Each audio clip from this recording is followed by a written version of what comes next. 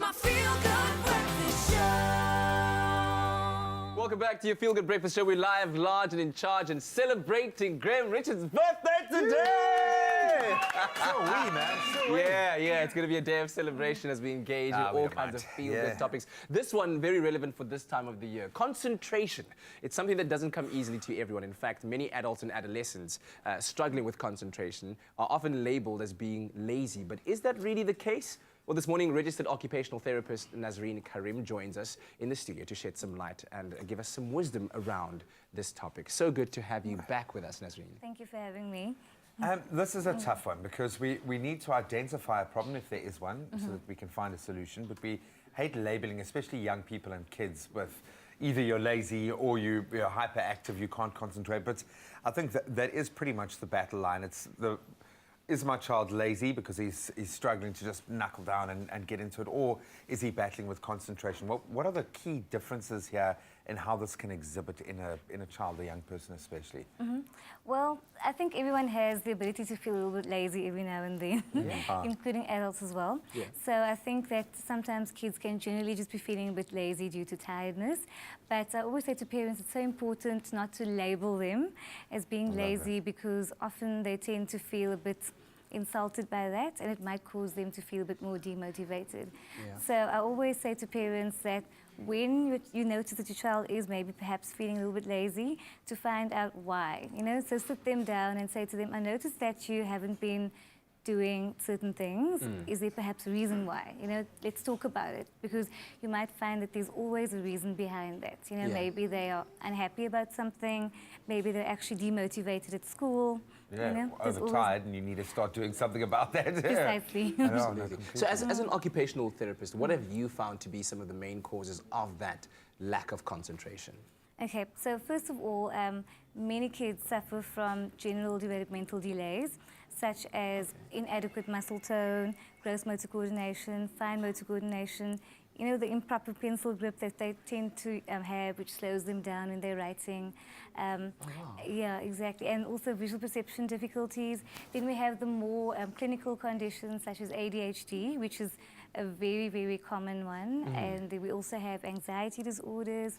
So there's often many reasons why kids are actually experiencing concentration. And it could be any one of them or a combination of. Absolutely. So definitely worth, I think, getting to a point where you can talk openly with your child about these sorts of things, because it's to get to the root of something like that. Obviously, it is quite a difficult thing. What are some of the early warning signs then, if there are any, that we might need to focus a little bit more on developing some of those skills that you've spoken about, and ultimately with an end to better concentration?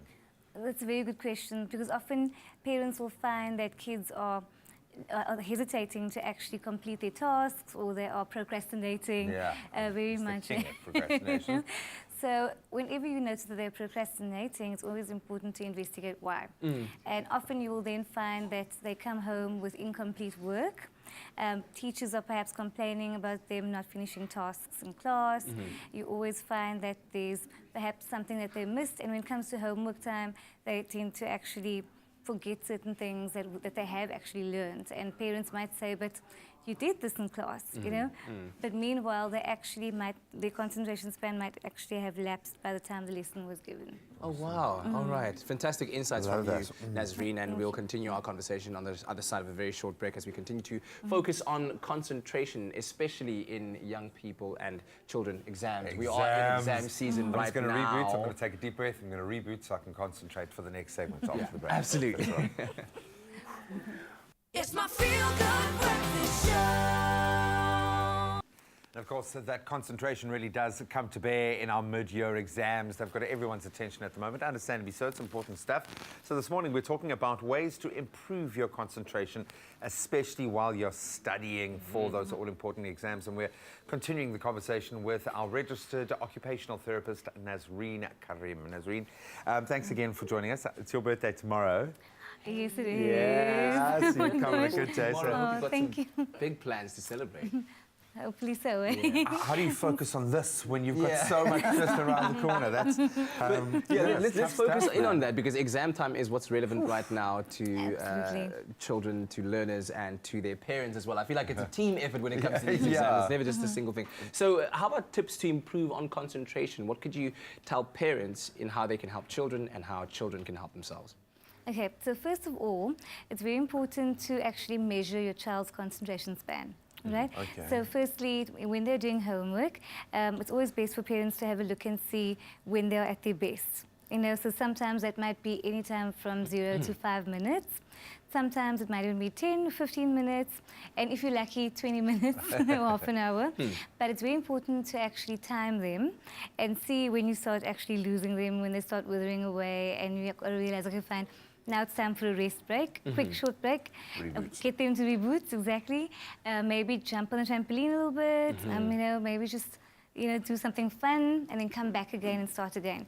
Because it's very important to get them to reboot, because if you don't, you're actually going to end up getting them very tired and demotivated and negative towards their work. Yeah? And I mean, this is a knock-on effect. When we think of it, I always try and apply it to myself first. When you're short on sleep, that's often when the concentration starts to go. Yes. But you start to notice other knock-on effects emotionally as well. How can having that lack of concentration and some of those kind of repercussions in a child's life especially, how can that impact on them emotionally?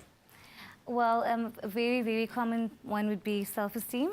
A poor self-esteem, because once they find that their concentration is actually lagging in class, they're not finishing their tasks anymore. Teachers are constantly asking them to please concentrate, get done, or please sit still, and they often end up feeling, you know, very much put on the spot. Yeah, So their inadequate, self-esteem actually ends up taking a knock. You also find that they are very paranoid because they can preempt that the work is coming up, and they actually have to concentrate, and they become anxious with the thought of actually concentrating. Yeah. So it often leads to anxiety as well. It actually also affects the friendships in terms of, you know, with other peers as well, because they tend to look and feel a bit ostracized when the other kids in the class are actually maybe poking fun at them and actually looking at how long they're taking to actually Just complete that the much tasks. more comfortable. Yeah. Absolutely. Yeah. Wow, Nasreen, thank you very much for joining us. We really do appreciate the wise words and the insight there.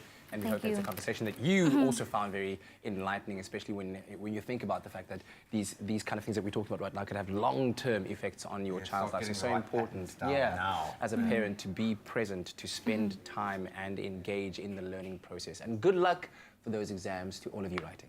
Nothing to